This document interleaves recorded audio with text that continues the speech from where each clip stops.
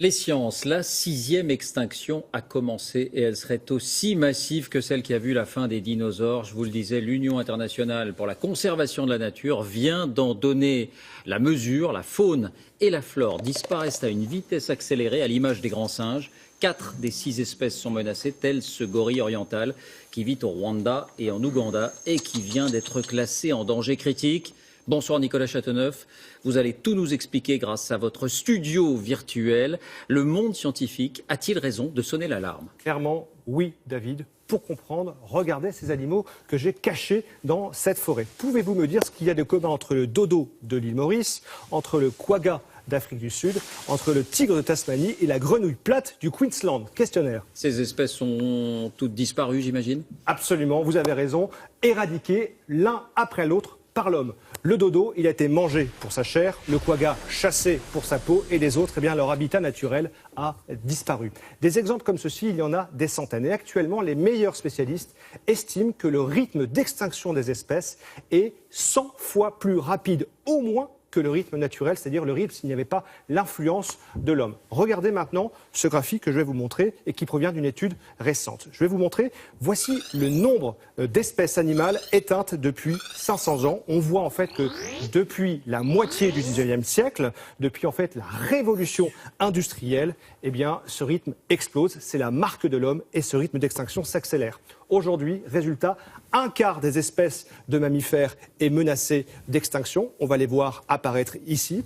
Une espèce d'oiseau sur 6. Et puis les plus vulnérables, ce sont les amphibiens, les grenouilles, puisque une sur deux est menacée. Mais pourquoi dit-on que cette extinction serait la sixième? Eh bien, tout simplement parce que l'histoire de la Terre est jalonnée par des grandes crises, des crises massives de la vie où elle a failli être balayée. Vous allez tout comprendre en images. Regardez, David.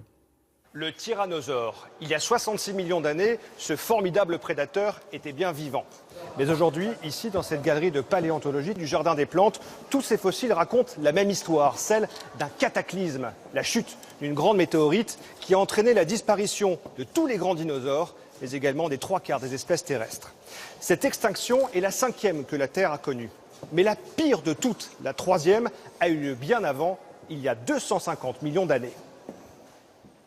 À cette époque, il n'y avait qu'un seul continent sur la planète. Les océans étaient peuplés de créatures étranges. Sur Terre, les reptiles dominaient et dans les airs volaient des libellules géantes. Mais l'air et les océans vont bientôt être empoisonnés par de gigantesques éruptions volcaniques. Et parmi toutes ces formes de vie, c'est une incroyable hécatombe.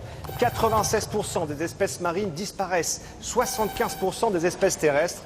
La vie a mis 30 millions d'années à s'en remettre. Nicolas, si on a bien compris, il y a déjà eu des extinctions très importantes dans le passé. En quoi celle-ci est-elle différente? Eh bien parce que jusqu'à maintenant, ces grandes extinctions massives étaient causées par des cataclysmes naturels. Mais cette fois-ci, David, l'astéroïde, on va dire, c'est nous, c'est l'homme. Nous sommes les responsables de l'extinction actuelle. Depuis des milliers d'années, qu'est-ce qui se passe? Eh bien, nous coupons la forêt pour faire de l'agriculture. Notre industrie pollue les sols et l'air. Et puis avec nos déplacements, nous importons également des espèces invasives, exotiques, qui vont tuer les espèces locales, ici le frelon asiatique, et puis aussi nous réchauffons le climat de la planète. Tout cela détruit les habitats des plantes et des animaux. Et en quoi est-ce si grave s'il y en a eu 5 autres extinctions? Alors, le risque, en fait, c'est de voir disparaître tous les services que nous rend cet environnement.